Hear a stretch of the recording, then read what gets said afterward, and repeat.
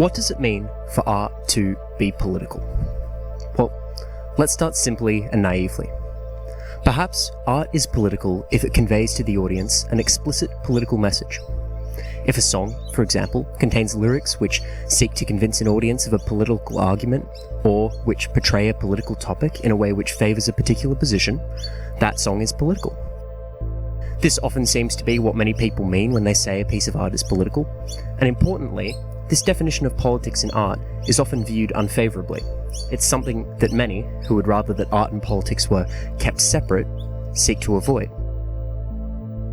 However, upon closer inspection, this conception of politics in art could be rather unhelpful.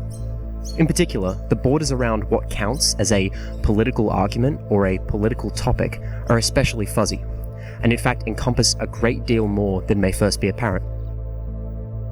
For example, a conversation with your friends about your favourite foods may not appear political on the surface.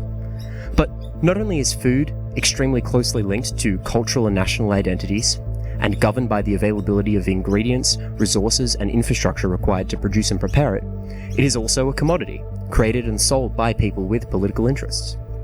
You may not be thinking about politics when you state to your friends that you enjoy the taste of milk or whatever, but the fact that your friend from overseas doesn't drink it is political.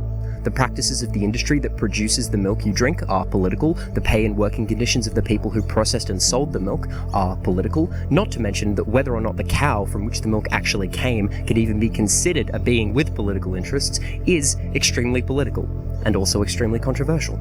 You have, however implicitly, made a political statement. So, we're going to need a better understanding of what it means for art to be political. This time, let's start by looking at a piece of music.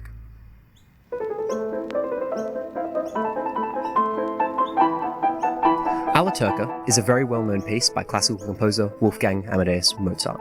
It's the third movement of his 11th piano sonata, published in 1784, and is widely considered to be a slapping tune.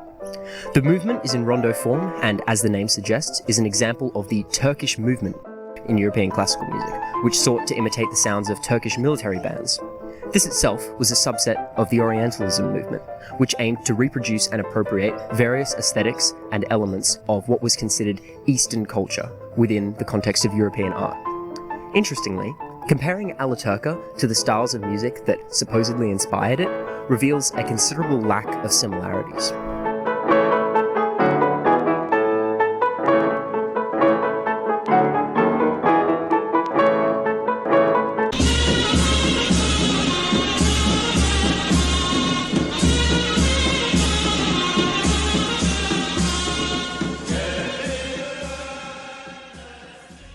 The Orientalist view of the music of Turkey was extremely narrow, and appropriated very few, only surface-level musical features from the culture.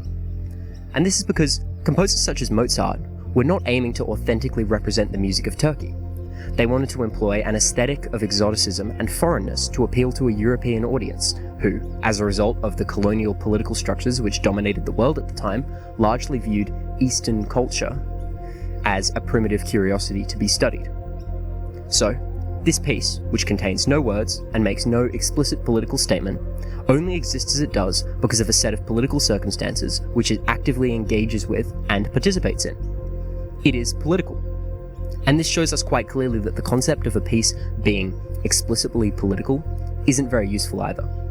A piece that contains no words can still use musical and cultural features to depict explicit, concrete things, whether they be general features, such as the ornamentation and phrasing that symbolize Turkey to Mozart's audience, or whether they be specific melodic, harmonic, or rhythmic ideas, such as using a fragment of a national anthem within a broader piece. So why is so much art like this rarely considered political? I think that at its core, the answer is quite simple. When all art is, just as the milk in our earlier example, produced as a commodity in political circumstances, what tends to be described as political art isn't art that is political, because all art is political, but instead art whose politics stand out against the status quo. Alla Turca is rarely considered political because the politics that it expresses have been normalized over the past 300 years of colonial policy and Orientalist art. Against a universally political backdrop, we only notice that things are political when they provide contrast to that. Okay, so what does this all mean? You know, as unhelpful as the common conception of political art is, its implied definition is still sometimes useful. It's often worth distinguishing between art that is political in the way that a la Turca is, and art that is political in the way that a song whose lyrics are a direct political argument is. And sometimes it's not worth deconstructing the concept like we have here.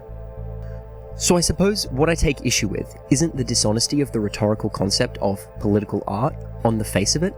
The fact that when we say political art, what we really mean is art whose politics are novel in relation to the status quo.